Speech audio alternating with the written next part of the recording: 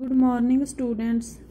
ਜਿਵੇਂ ਕਿ ਆਪਾਂ ਪਿਛਲੇ ਲੈਕਚਰ ਦੇ ਵਿੱਚ ਪੜ੍ਹਿਆ ਸੀ ਕਿ ਪ੍ਰਾਚੀਨ ਭਾਰਤੀ ਇਤਿਹਾਸ ਦੀ ਜਾਣਕਾਰੀ ਦੇਣ ਵਾਲੇ ਕਿਹੜੇ-ਕਿਹੜੇ ਸੋਮੇ ਨੇ, ਉਹ ਸੋਮੇ ਕਿਹੜੇ-ਕਿਹੜੇ ਨੇ ਉਹਨਾਂ ਬਾਰੇ ਆਪਾਂ ਪਿਛਲੇ ਲੈਕਚਰ ਦੇ ਵਿੱਚ ਗੱਲ ਕਰ ਚੁੱਕੇ ਹਾਂ। ਅੱਜ ਆਪਾਂ ਪੜ੍ਹਨਾ ਹੈਗਾ ਕਿ ਉਹ ਜਿਹੜੇ ਸੋਮੇ ਨੇ, ਜਿਹੜੇ ਸਾਧਨ ਨੇ, ਜਿਹੜੀਆਂ ਲਿਖਤਾਂ ਨੇ ਜਿਨ੍ਹਾਂ ਤੋਂ ਸਾਨੂੰ ਪ੍ਰਾਚੀਨ ਭਾਰਤੀ ਇਤਿਹਾਸ ਬਾਰੇ ਜਾਣਕਾਰੀ ਮਿਲਦੀ ਹੈ, ਉਹ ਸੋਮਿਆਂ ਦੇ ਘੱਟ ਹੋਣ ਦੇ ਕੀ ਕਾਰਨ ਨੇ। ਹਜੇ ਵੀ ਇਹ ਜਿਹੜੇ ਸੋਮੇ ਨੇ ਸਾਨੂੰ ਬਹੁਤ ਘੱਟ ਗਿਣਤੀ ਦੇ ਵਿੱਚ ਪ੍ਰਾਪਤ ਹੋਏ ਨੇ। ਸਹੀ ਇਤਿਹਾਸ ਲਿਖਣ ਦੇ ਲਈ ਹਜੇ ਹੋਰ ਬਹੁਤ ਸਾਰੇ ਸੋਮਿਆਂ ਦੀ ਲੋੜ ਸੀ। ਇਹ ਜਿਹੜੇ ਸੋਮੇ ਨੇ ਇੰਨੇ ਘੱਟ ਮਿਲਣ ਦੇ ਕੀ ਕਾਰਨ ਨੇ ਅਤੇ ਇਹਨਾਂ ਦੇ ਅਨਿਸ਼ਚਿਤ ਹੋਣ ਦੇ ਕੀ ਕਾਰਨ ਨੇ। ਹਜੇ ਵੀ ਇਹ ਸਾਨੂੰ ਸਹੀ ਨਹੀਂ ਮਿਲੇ। ਇਹ ਸੋਮਿਆਂ ਦੀ ਗਿਣਤੀ ਘੱਟ ਮਿਲਣ ਦੇ ਜਾਂ ਇਹਨਾਂ ਦੇ ਅਨਿਸ਼ਚਿਤ ਰੂਪ ਵਿੱਚ ਮਿਲਣ ਦੇ ਕਿਹੜੇ-ਕਿਹੜੇ ਕਾਰਨ ਨੇ, ਉਹਨਾਂ ਬਾਰੇ ਅੱਜ ਆਪਾਂ ਨੇ ਪੜ੍ਹਨਾ ਹੈਗਾ। ਸਟੂਡੈਂਟਸ, ਇਹ ਸੋਮੇ ਸਾਨੂੰ ਤਾਂ ਹੀ ਘੱਟ ਮਿਲੇ ਨੇ। ਵੈਸੇ ਇਹਦੇ ਕਈ ਕਾਰਨ ਹੋ ਸਕਦੇ ਨੇ, ਪਰ ਮੇਨ ਕਾਰਨ ਇਹ ਵੀ ਹੋ ਸਕਦਾ ਹੈਗਾ ਕਿ ਉਸ ਸਮੇਂ ਦੇ ਲੋਕਾਂ ਨੇ ਜੋ ਉਸ ਸਮੇਂ ਘਟਨਾਵਾਂ ਘਟ ਰਹੀਆਂ ਸੀ, ਉਹ ਜਿੰਨੀਆਂ ਕੁ ਲਿਖੀਆਂ ਓਨੀਆਂ ਕੁ ਲਿਖਤਾਂ ਆਪਾਂ ਨੂੰ ਅੱਜ ਮਿਲ ਗਈਆਂ, ਜਿਨ੍ਹਾਂ ਨੂੰ ਪੜ੍ਹ ਕੇ ਅਸੀਂ ਇਤਿਹਾਸ ਲਿਖ ਸਕਦੇ ਹਾਂ। ਸੋ ਉਸ ਸਮੇਂ ਲੋਕਾਂ ਨੇ ਜਾਂ ਤਾਂ ਆਪਣੇ ਜੀਵਨ ਵਿੱਚ ਘਟ ਰਹੀਆਂ ਘਟਨਾਵਾਂ ਨੂੰ, ਆਪਣੇ ਆਲੇ ਦੁਆਲੇ ਘਟ ਰਹੀਆਂ ਘਟਨਾਵਾਂ ਨੂੰ ਘੱਟ ਲਿਖਿਆ, ਸਾਰੀਆਂ ਘਟਨਾਵਾਂ ਨਹੀਂ ਲਿਖੀਆਂ, ਜਾਂ ਫਿਰ ਜੋ ਲਿਖੀਆਂ ਉਸ ਦੇ ਵਿੱਚ ਉਹਨਾਂ ਨੇ ਕਾਲਪਨਿਕ ਗੱਲਾਂ ਜ਼ਿਆਦਾ ਲਿਖੀਆਂ, ਸੱਚੀਆਂ ਘਟਨਾਵਾਂ ਨਹੀਂ ਲਿਖੀਆਂ। ਸੋ ਜਦੋਂ ਅਸੀਂ ਉਹਨਾਂ ਨੂੰ ਪੜ੍ਹਦੇ ਹਾਂ, ਉਸ ਦੇ ਵਿੱਚ ਸਾਨੂੰ ਪਤਾ ਹੀ ਨਹੀਂ ਚੱਲਦਾ ਕਿ ਕਿਹੜੀਆਂ ਗੱਲਾਂ ਸੱਚਾ ਇਤਿਹਾਸ ਹੈ ਸਾਡਾ, ਕਿ ਕਿਹੜੀਆਂ ਘਟਨਾਵਾਂ ਸੱਚੀਆਂ ਲਿਖੀਆਂ ਹੋਈਆਂ ਨੇ, ਕਿਹੜੀਆਂ ਲੇਖਕਾਂ ਨੇ ਆਪਣੀਆਂ ਕਾਲਪਨਿਕ ਗੱਲਾਂ, ਆਪਣੇ ਮਨੋ ਕਹਾਣੀਆਂ ਬਣਾ ਕੇ ਲਿਖੀਆਂ ਨੇ। ਇਹ ਸਾਰੀਆਂ ਗੱਲਾਂ ਦੇ ਕਾਰਨ ਹੀ ਸਾਨੂੰ ਆਪਣੇ ਪਿਛਲੇ ਸਮੇਂ ਦੀ, ਸਾਨੂੰ ਆਪਣੇ ਇਤਿਹਾਸ ਦੀ ਪ੍ਰੋਪਰ ਜਾਣਕਾਰੀ ਨਹੀਂ ਮਿਲਦੀ, ਜਿਸ ਕਾਰਨ ਇਤਿਹਾਸ ਲਿਖਣ ਦੇ ਵਿੱਚ ਇੱਕ ਵੱਡੀ ਜਿਹੜੀ ਮੁਸ਼ਕਿਲ ਹੈ ਉਹ ਪੇਸ਼ ਆ ਰਹੀ ਹੈ। ਸੋ ਆਪਾਂ ਹੁਣ ਗੱਲ ਕਰਦੇ ਹਾਂ ਸੋਮਿਆਂ ਦੀ ਘੱਟ ਗਿਣਤੀ ਦੇ ਵਿੱਚ ਮਿਲਣ ਦੇ ਕਾਰਨਾਂ ਦੀ।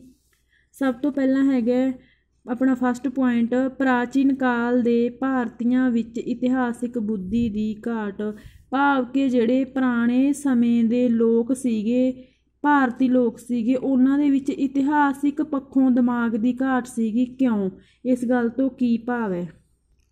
ਕਿਉਂਕਿ ਉਹਨਾਂ ਦੇ ਵਿੱਚ ਅਕਲ ਦੀ ਇਹੀ ਘਾਟ ਰਹੀ ਕਿ ਉਹਨਾਂ ਨੇ ਆਪਣੇ ਰਾਜਿਆਂ ਦਾ ਜੀਵਨ ਹੈ ਜਿਹੜਾ, ਜਾਂ ਉਸ ਸਮੇਂ ਘਟ ਰਹੀਆਂ ਰਾਜਨੀਤਿਕ ਘਟਨਾਵਾਂ ਨੂੰ ਮਿਤੀਆਂ ਦੇ ਅਨੁਸਾਰ ਵਰਣਨ ਨਹੀਂ ਕੀਤਾ।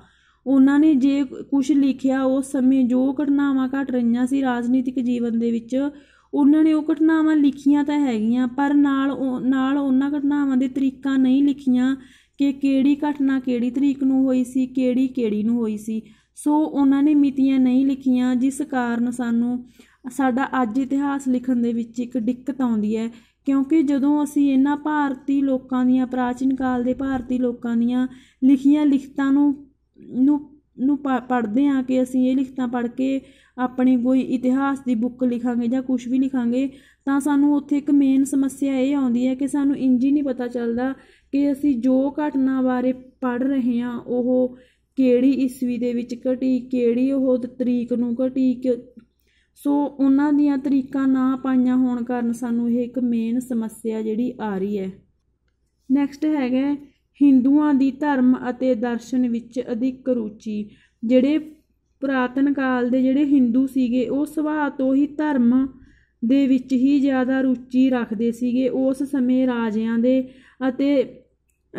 ਦੇ ਨਾਲ ਕੀ ਹੋਇਆ, ਕੀ ਰਾਜਿਆਂ ਨੇ ਕੀਤਾ, ਜਾਂ ਫਿਰ ਕਿਹੜੀਆਂ ਰਾਜਨੀਤਿਕ ਘਟਨਾਵਾਂ ਘਟ ਰਹੀਆਂ ਸੀ ਉਸ ਸਮੇਂ, ਇਹ ਚੀਜ਼ਾਂ ਨੂੰ ਜਿਹੜੇ ਹਿੰਦੂ ਲੋਕ ਸੀ ਉਦੋਂ ਜ਼ਿਆਦਾ ਮਹੱਤਵ ਨਹੀਂ ਸੀ ਜਿਹੜੇ ਦਿੰਦੇ ਸੀਗੇ। ਇਸੇ ਲਈ ਜਿਹੜਾ ਉਹਨਾਂ ਨੇ ਆਪਣੇ ਸਮੇਂ ਦੇ ਰਾਜਨੀਤਿਕ ਇਤਿਹਾਸ ਲਿਖਣ ਦੀ ਥਾਂ 'ਤੇ ਉਹਨਾਂ ਨੇ ਸੀ ਜਿਹੜਾ ਜੋ ਵੀ ਲਿਖਤਾਂ ਲਿਖੀਆਂ ਉਹ ਸਾਰੀਆਂ ਧਰਮ ਉੱਤੇ ਹੀ ਲਿਖੀਆਂ। ਉਹਨਾਂ ਲੋਕਾਂ ਨੇ ਬਹੁਤ ਸਾਰੇ ਗ੍ਰੰਥ ਲਿਖੇ ਤਾਂ ਹੈਗੇ, ਪ੍ਰਾਚੀਨ ਕਾਲ ਦੇ ਜਿਹੜੇ ਹਿੰਦੂ ਲੋਕ ਸੀ ਉਹਨਾਂ ਨੇ ਬਹੁਤ ਸਾਰੀਆਂ ਲਿਖਤਾਂ ਲਿਖੀਆਂ ਤਾਂ ਜ਼ਰੂਰ, ਬਹੁਤ ਸਾਰੇ ਗ੍ਰੰਥ ਲਿਖੇ ਤਾਂ ਜ਼ਰੂਰ, ਪਰ ਉਹ ਸਾਰੇ ਧਰਮ ਦੇ ਉੱਤੇ ਹੀ ਲਿਖਤੇ, ਉਹਨਾਂ ਨੇ ਧਰਮ ਬਾਰੇ ਹੀ ਲਿਖਤਾ। ਉਹਨਾਂ ਨੇ ਉਸ ਸਮੇਂ ਰਾਜਨੀਤਿਕ ਜੀਵਨ ਕਿਹੋ ਜਿਹਾ ਸੀ ਜਾਂ ਕੀ ਘਟਨਾਵਾਂ ਘਟੀਆਂ, ਇਹ ਚੀਜ਼ਾਂ ਬਾਰੇ ਕੁਝ ਵੀ ਨਹੀਂ ਲਿਖਿਆ। ਉਹਨਾਂ ਦੀ ਸਿਰਫ ਧਰਮ ਦੇ ਵਿੱਚ ਹੀ ਰੁਚੀ ਸੀ, ਜਿਸ ਕਰਕੇ ਉਹਨਾਂ ਨੇ ਇਸ ਰਾਜਨੀਤੀ ਵਾਲੇ ਟੌਪਿਕ 'ਤੇ ਕੁਛ ਨਹੀਂ ਲਿਖਦੇ, ਜਿਹਦੇ ਕਾਰਨ ਅੱਜ ਵੀ, ਤਾਂ ਕਰਕੇ ਸਾਨੂੰ ਅੱਜ ਉਸ ਸਮੇਂ ਦੇ ਇਤਿਹਾਸ ਦੀ ਜਾਣਕਾਰੀ ਜਿਹੜੀ ਪ੍ਰਾਪਤ ਕਰਨ ਦੇ ਵਿੱਚ ਇਹ ਸਮੱਸਿਆ ਖੜੀ ਹੋ ਰਹੀ ਹੈ। ਅੱਗੇ ਹੈਗਾ ਭਾਰਤ ਦੀ ਜਾਤੀ ਪ੍ਰਥਾ। ਇਸ ਗੱਲ ਤੋਂ ਕੀ ਭਾਵ ਹੈ? ਪ੍ਰਾਚੀਨ ਕਾਲ ਦੇ ਵਿੱਚ ਸੀ ਜਿਹੜਾ ਇੰਡੀਆ ਦੇ ਵਿੱਚ ਜਾਤੀ ਪ੍ਰਥਾ ਬਹੁਤ ਬੋਲਬਾਲਾ ਸੀਗਾ। ਜਾਤੀ ਪ੍ਰਥਾ ਦਾ ਜਿਹੜਾ ਸਮਾਜ ਸੀ ਉਹ 4 ਮੇਨ ਜਾਤੀਆਂ ਦੇ ਵਿੱਚ ਵੰਡਿਆ ਹੋਇਆ ਸੀ, ਬ੍ਰਾਹਮਣ, ਕਸ਼ੱਤਰੀ, ਵੈਸ਼, ਸ਼ੂਦਰ ਦੇ ਵਿੱਚ। ਉਸ ਸਮੇਂ ਸੀ ਜਿਹੜਾ ਬ੍ਰਾਹਮਣਾਂ ਨੂੰ ਸਭ ਤੋਂ ਉੱਚਾ ਸਥਾਨ ਪ੍ਰਾਪਤ ਹੋਣ ਕਰਕੇ ਜਿਹੜਾ ਇਤਿਹਾਸਿਕ ਘਟਨਾਵਾਂ ਲਿਖਣ ਦਾ ਕੰਮ ਸੀ ਇਹ ਸੀ ਜਿਹੜਾ ਇਹ ਬ੍ਰਾਹਮਣਾਂ ਦਾ ਕੰਮ ਮੰਨਿਆ ਜਾਂਦਾ ਸੀ ਕਿ ਬ੍ਰਾਹਮਣ ਹੀ ਉਸ ਸਮੇਂ ਜੋ ਕੁਝ ਵੀ ਹੋ ਰਿਹਾ, ਜੋ ਘਟਨਾਵਾਂ ਹੋ ਰਹੀਆਂ ਨੇ, ਬ੍ਰਾਹਮਣਾਂ ਨੂੰ ਹੀ ਲਿਖਣ ਦਾ ਜਿਹੜਾ ਸੀ ਉਹ ਅਧਿਕਾਰ ਪ੍ਰਾਪਤ ਸੀ। ਲੇਕਿਨ ਜਿਹੜੇ ਬ੍ਰਾਹਮਣ ਸੀਗੇ ਉਹ ਸੁਭਾਅ ਤੋਂ ਹੀ ਜਿਵੇਂ ਧਰਮ ਦੇ ਵਿੱਚ ਜ਼ਿਆਦਾ ਰੁਚੀ ਲੈਂਦੇ ਸੀ, ਤਾਂ ਕਰਕੇ ਉਹ ਧਾਰਮਿਕ ਕੰਮਾਂ ਦੇ ਵਿੱਚ, ਧਾਰਮਿਕ ਮਾਮਲਿਆਂ ਦੇ ਵਿੱਚ ਹੀ ਰੁੱਝੇ ਰਹੇ। ਉਹਨਾਂ ਨੇ ਇਤਿਹਾਸ ਲਿਖਣ ਦੇ ਵਿੱਚ ਕੋਈ ਇੰਟਰਸਟ ਨਾ ਦਿਖਾਇਆ। ਜੇਕਰ ਉਹਨਾਂ ਨੇ ਥੋੜ੍ਹਾ ਮੋਟਾ ਇਤਿਹਾਸ ਲਿਖਿਆ ਵੀ ਤਾਂ ਉਹਨਾਂ ਨੇ ਉਹ ਇਤਿਹਾਸ ਸਹੀ ਨਹੀਂ ਲਿਖਿਆ, ਕਿਉਂਕਿ ਜਿਵੇਂ ਉਹ ਸੀ ਜਿਹੜੇ ਉਹ ਕਸ਼ੱਤਰੀਆਂ ਨੂੰ ਤੋਂ ਬਹੁਤ ਨਫ਼ਰਤ ਕਰਦੇ ਸੀਗੇ। ਬ੍ਰਾਹਮਣ ਆਪਦੇ ਆਪ ਨੂੰ ਕਸ਼ੱਤਰੀ ਜਾਤੀ ਦੇ ਲੋਕਾਂ ਤੋਂ ਉੱਚਾ ਸਮਝਦੇ ਸੀ, ਤਾਂ ਕਰਕੇ ਉਹ ਆਪਣੀਆਂ ਲਿਖਤਾਂ ਦੇ ਵਿੱਚ ਇਹਨਾਂ ਨੂੰ ਛੋਟੀ ਜਾਤੀ ਦੇ ਸਮਝਣ ਕਾਰਨ ਇਹਨਾਂ ਛੋਟੀ ਜਾਤੀ ਦੇ ਲੋਕਾਂ ਦਾ ਵਿੱਚ ਜ਼ਿਕਰ ਹੀ ਨਹੀਂ ਕਰਦੇ ਸੀ। ਇਸੇ ਕਾਰਨ ਸੀ ਜਿਹੜਾ ਜਾਂ ਤਾਂ ਬ੍ਰਾਹਮਣਾਂ ਨੇ ਇਤਿਹਾਸ ਲਿਖਿਆ ਹੀ ਨਹੀਂ, ਜੋ ਥੋੜ੍ਹਾ ਬਹੁਤ ਲਿਖਿਆ ਉਹ ਵੀ ਸਹੀ ਨਹੀਂ ਲਿਖਿਆ। ਉਹਨਾਂ ਨੇ ਸਿਰਫ ਆਪਣੇ ਬਾਰੇ, ਆਪਣੇ ਧਰਮ ਬਾਰੇ ਹੀ ਲਿਖਿਆ। ਜਿਹੜੇ ਨੀਵੀਂ ਜਾਤੀ ਦੇ ਲੋਕ ਸੀ ਉਹਨਾਂ ਬਾਰੇ ਸਾਨੂੰ ਸਹੀ ਜਾਣਕਾਰੀ ਨਹੀਂ ਮਿਲਦੀ। ਨੈਕਸਟ ਹੈਗਾ ਪ੍ਰਾਚੀਨ ਭਾਰਤ ਵਿੱਚ ਏਕਤਾ ਦੀ ਘਾਟ। ਜਿਹੜਾ ਸਾਡਾ ਪੁਰਾਤਨ ਭਾਰਤ ਸੀਗਾ, ਪ੍ਰਾਚੀਨ ਭਾਰਤ ਸੀਗਾ, ਉਸ ਸਮੇਂ ਜਿਹੜੀ ਏਕਤਾ ਦੀ ਬਹੁਤ ਘਾਟ ਸੀ ਭਾਰਤ ਦੇ ਵਿੱਚ। ਜਿਵੇਂ ਕਿ ਜਿਹੜਾ ਮੌਰੀਆ ਸਾਮਰਾਜ ਤੋਂ ਬਾਅਦ ਕਹਿ ਲਓ, ਚਾਹੇ ਗੁਪਤ ਸਾਮਰਾਜ ਸਮੇਂ ਕਹਿ ਲਓ ਤੁਸੀਂ, ਜਿਹੜਾ ਭਾਰਤ ਸੀ ਉਹ ਬਹੁਤ ਛੋਟੇ ਛੋਟੇ ਰਾਜਾਂ ਦੇ ਵਿੱਚ ਵੰਡਿਆ ਹੋਇਆ ਸੀ। ਛੋਟੇ ਛੋਟੇ ਜਿਹੜੇ ਸੀਗੇ ਅਣਗਿਣਤ ਰਾਜ ਸੀ ਜਿਹੜੇ ਸਥਾਪਿਤ ਹੋ ਰਹੇ ਸੀਗੇ। ਦੇਸ਼ ਦੇ ਅੰਦਰ ਜਿਹੜੀ ਰਾਜਨੀਤਿਕ ਏਕਤਾ ਦੀ ਘਾਟ ਦੇ ਨਾਲ ਨਾਲ ਭਾਰਤ ਦੇ ਲੋਕਾਂ ਦੇ ਵਿੱਚ ਸੀ ਜਿਹੜੀ ਸਮਾਜਿਕ ਏਕਤਾ ਦੀ ਵੀ ਘਾਟ ਸੀਗੀ। ਵੱਖ-ਵੱਖ, ਜਿਵੇਂ ਤੁਹਾਨੂੰ ਪਹਿਲਾਂ ਵੀ ਆਪਾਂ ਗੱਲ ਕੀਤੀ ਹੈ ਕਿ ਜਿਹੜਾ ਸਮਾਜ ਸੀ ਉਹ ਜਾਤਾਂ ਪਾਤਾਂ ਦੇ ਵਿੱਚ ਵੰਡਿਆ ਹੋਇਆ ਸੀ। ਜਿਹੜੇ ਵੱਖ-ਵੱਖ ਧਰਮਾਂ ਦੇ ਜਿਹੜੇ ਲੋਕ ਸੀ ਉਹਨਾਂ ਨੇ ਆਪੋ ਆਪਣੇ ਧਰਮ ਬਣਾ ਰੱਖੇ ਸੀ। ਅਜਿਹੇ ਹਾਲਾਤਾਂ ਦੇ ਵਿੱਚ ਸਹੀ ਇਤਿਹਾਸ ਲਿਖਣਾ ਅਸੰਭਵ ਸੀ, ਕਿਉਂਕਿ ਕਿਸੇ ਵੀ ਦੇਸ਼ ਦਾ ਜੇਕਰ ਅਸੀਂ ਸਹੀ ਇਤਿਹਾਸ ਲਿਖਣਾ ਹੋਵੇ ਤਾਂ ਲੋਕਾਂ ਦਾ ਏਕਤਾ ਹੋਣਾ ਬਹੁਤ ਜ਼ਰੂਰੀ ਆ। ਰਲ ਮਿਲ ਕੇ ਸਾਰਿਆਂ ਦੇ ਸਹਿਯੋਗ ਨਾਲ ਇਹ ਕੰਮ ਹੁੰਦੇ ਨੇ, ਪਰ ਦੇਸ਼ ਵਾਸੀਆਂ ਦੇ ਵਿੱਚ ਏਕਤੇ ਦੀ ਘਾਟ ਦੇ ਕਾਰਨ ਜਿਹੜਾ ਇਤਿਹਾਸ ਹੈ ਉਹ ਸਹੀ ਨਹੀਂ ਲਿਖਿਆ ਗਿਆ, ਭਾਵ ਕਿ ਉਹ ਤਰਤੀਬਵਾਰ ਨਹੀਂ ਲਿਖਿਆ ਗਿਆ। ਡੇਟਸ ਵਗੈਰਾ, ਮਿਤੀਆਂ ਵਗੈਰਾ ਦੇ ਵਿੱਚ ਬਹੁਤ ਸਾਰੇ ਘਪਲੇ ਨੇ।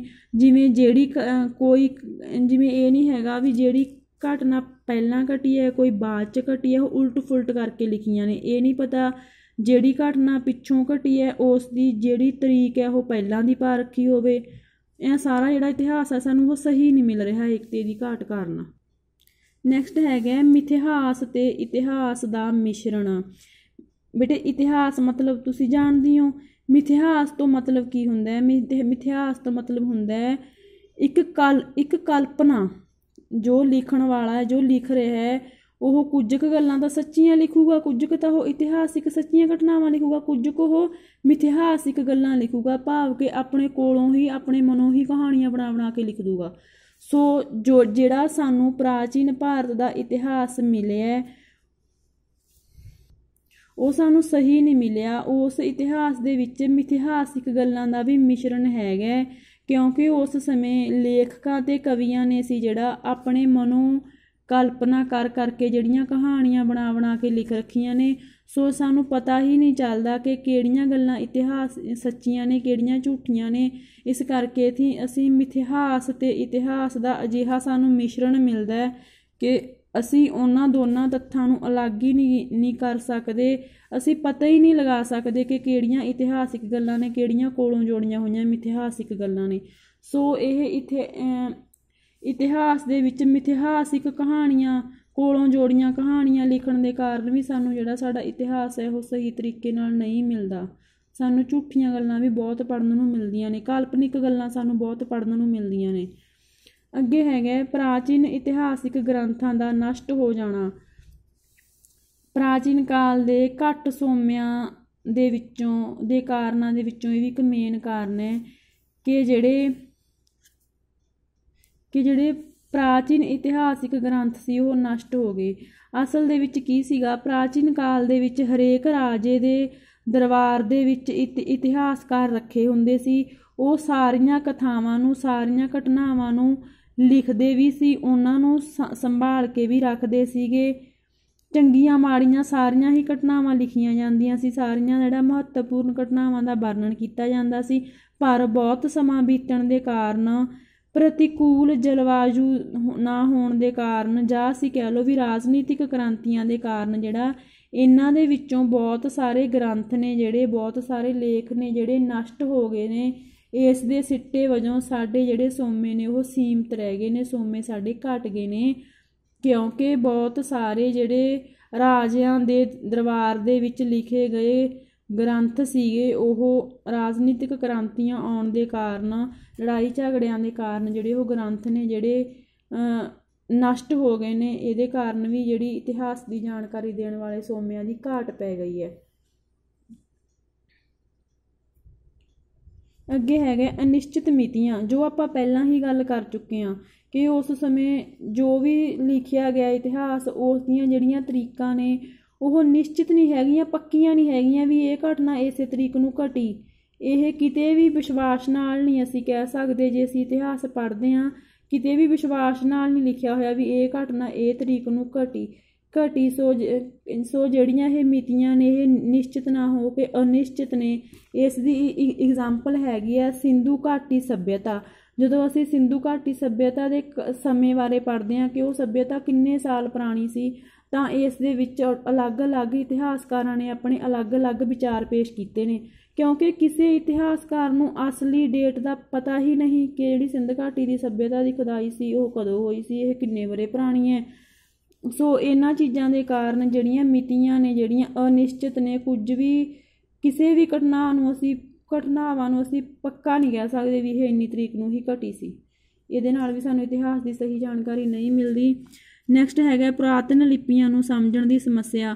ਜੋ ਇਤਿਹਾਸ ਪੁਰਾਣੇ ਜ਼ਮਾਨੇ ਦੇ ਵਿੱਚ ਲਿਖਿਆ ਗਿਆ ਉਸ ਦੀ ਲਿਪੀ ਨੂੰ ਵੀ ਸਮਝਣਾ ਪੜ੍ਹਨਾ ਬਹੁਤ ਔਖਾ ਹੈ, ਜਿਹਦੇ ਕਾਰਨ ਵੀ ਸਾਨੂੰ ਇਤਿਹਾਸ ਦੀ ਜਾਣਕਾਰੀ ਨਹੀਂ ਮਿਲਦੀ। ਉਦਾਹਰਨ ਦੇ ਵਜੋਂ ਸਿੰਧ ਘਾਟੀ ਸੱਭਿਅਤਾ ਦੇ ਨਾਲ ਸੰਬੰਧਿਤ ਅਨੇਕਾਂ ਸਥਾਨਾਂ ਤੋਂ ਸਾਨੂੰ ਬਹੁਤ ਕੁਝ ਲਿਖਿਆ ਮਿਲਿਆ, ਪਰ ਉਹ ਲਿਪੀ ਨੂੰ ਹਜੇ ਤੱਕ ਪੜ੍ਹਿਆ ਨਹੀਂ ਜਾ ਸਕਿਆ। ਸਿੰਧੂ ਘਾਟੀ ਸੱਭਿਅਤਾ ਦੇ ਲੋਕਾਂ ਦੀ ਲਿਪੀ ਨੂੰ ਹਜੇ ਤੱਕ ਜਿਹੜਾ ਪੜ੍ਹਿਆ ਨਹੀਂ ਜਾ ਸਕਿਆ। ਜੇ ਉਹ ਪੜ੍ਹਿਆ ਗਿਆ ਤਾਂ ਸਾਨੂੰ ਬਹੁਤ ਕੁਝ ਇਤਿਹਾਸ ਬਾਰੇ ਜਾਣਨ ਨੂੰ ਮਿਲੂਗਾ। ਸੋ ਪੁਰਾਣੇ ਸਮੇਂ ਦੀ ਜਿਹੜੀ ਲਿਪੀ ਹੈ ਉਹ ਸਮਝ ਨਹੀਂ ਸਕਦੇ, ਤਾਂ ਕਰਕੇ ਵੀ ਅਸੀਂ ਉਸ ਨੂੰ ਜੋ ਕੁਝ ਵੀ ਉਹ ਲਿਖਿਆ ਹੋਇਆ ਅਸੀਂ ਉਹਨੂੰ ਪੜ੍ਹ ਨਹੀਂ ਸਕਦੇ, ਤਾਂ ਕਰਕੇ ਵੀ ਸਾਨੂੰ ਇਤਿਹਾਸ ਦੀ ਸਹੀ ਜਾਣਕਾਰੀ ਨਹੀਂ ਮਿਲ ਰਹੀ। ਸੋ ਐਂਡ 'ਤੇ ਅਸੀਂ ਇਹੀ ਸਿੱਟਾ ਕੱਢ ਸਕਦੇ ਹਾਂ ਕਿ ਇਹ ਸਾਰੇ ਕਾਰਨਾਂ ਦੇ ਕਾਰਨ ਜਿਹੜਾ ਪ੍ਰਾਚੀਨ ਭਾਰਤੀ ਇਤਿਹਾਸ ਦਾ ਗਿਆਨ ਹੈ ਸਾਨੂੰ ਬਹੁਤ ਘੱਟ ਹੈ। ਹਜੇ ਜੋ ਹੈਗਾ ਉਹ ਵੀ ਸਾਨੂੰ ਨਿਸ਼ਚਿਤ ਨਹੀਂ ਹੈਗਾ, ਸਾਨੂੰ ਪੱਕਾ ਨਹੀਂ ਹੈਗਾ ਵੀ ਇਹ ਸਹੀ ਹੈ, ਉਹ ਵੀ ਅਨਿਸ਼ਚਿਤ ਹੈ, ਕਿਉਂਕਿ ਸਾਨੂੰ ਇਹ ਜੋ ਆਪਾਂ ਨੇ ਕਾਰਨ ਪੜ੍ਹੇ ਨੇ, ਇਹ ਸਾਰੇ ਕਾਰਨਾਂ ਦੇ ਕਾਰਨ ਜਿਹੜੇ ਸੋਮੇ ਨੇ ਸਾਨੂੰ ਬਹੁਤ ਘੱਟ ਗਿਣਤੀ ਦੇ ਵਿੱਚ ਮਿਲੇ ਨੇ। ਜੋ ਮਿਲੇ ਨੇ ਉਹਨਾਂ ਵਿੱਚ ਵੀ ਜਾਂ ਤਾਂ ਮਿਥਿਹਾਸਿਕ ਕਹਾਣੀਆਂ ਲਿਖੀਆਂ ਹੋਈਆਂ ਨੇ ਜਾਂ ਫਿਰ ਤਰੀਕਾਂ ਨਹੀਂ ਸਹੀ। ਸੋ ਇਹਨਾਂ ਸਾਰੀਆਂ ਗੱਲਾਂ ਕਰਕੇ ਅਸੀਂ ਕਹਿ ਸਕਦੇ ਹਾਂ ਕਿ ਸਾਰੇ ਕਾਰਨ ਨੇ ਜਿਹੜੇ ਇਹ ਮੇਨ ਨੇਗੇ, ਜਿਨ੍ਹਾਂ ਦੇ ਕਾਰਨ ਸਾਨੂੰ ਸੋਮੇ ਬਹੁਤ ਘੱਟ ਗਿਣਤੀ ਦੇ ਵਿੱਚ ਮਿਲੇ ਨੇ ਅਤੇ ਸਾਨੂੰ ਇਤਿਹਾਸ ਲਿਖਣ ਦੇ ਵਿੱਚ ਇੱਕ ਵੱਡੀ ਸਮੱਸਿਆ ਜਿਹੜੀ ਪੇਸ਼ ਆ ਰਹੀ ਹੈ।